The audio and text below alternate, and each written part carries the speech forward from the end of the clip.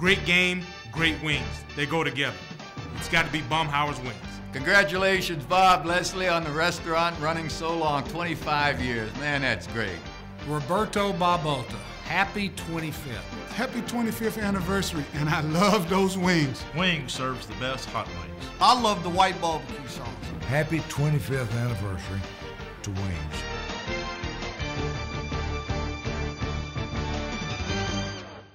Welcome in, everyone. We're talking Alabama football with Roger Shultz, former All-SEC center for the Crimson Tide. And Roger, big game this Saturday in Gainesville as Alabama travels to the Swamp.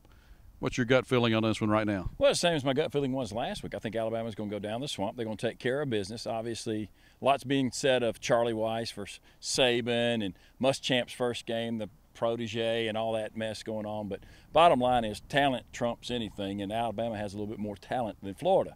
Not much more, but a little bit more. A lot of people, as you mentioned, talking about the Saban versus Muschamp matchup, and Will Muschamp this week said no advantage to anybody. You believe that? No, I don't believe it at all. I think Saban has an advantage in that, because anytime that you get to play against your mentor or somebody like that, you really want to beat them and show that you learned something, maybe you knew a little bit more. And that's not saying you get in a situation where, you know, Muschamp probably thinks he probably does things probably a little bit better than Saban does things, or if I get to be a head coach, I'm going to do this differently.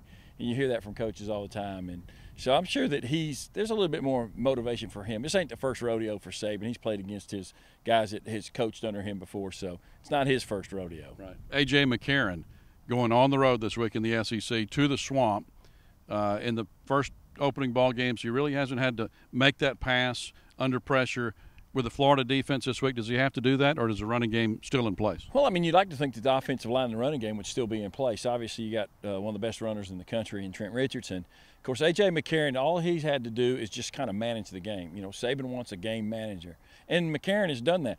Unlike, you know, and we all know A.J., he's from around here, we all see him, and you know he's got that gunslinger mentality. So I think he's holding back, and I think he'll let loose. I think they're going to get more and more comfortable with him. I think just get comfortable and let the defense win the game. Don't get us beat on offense. I think that's the philosophy they've had, but I think A.J.'s ready to let one rip.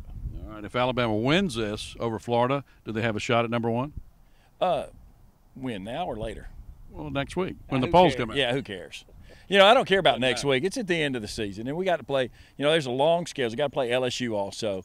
That's obviously the number one team. So there's going to be a lot down the line. I wouldn't really worry about it right now. I mean, if they get number one, it would be great. If you know, you almost don't really want to be number one. Right. Just kind of hang. Too much pressure. Yeah, hang loose. Yeah. Hang back, yeah. All right. Enjoy the ball game, everybody. 7 o'clock Central, Alabama and Florida from the Swamp.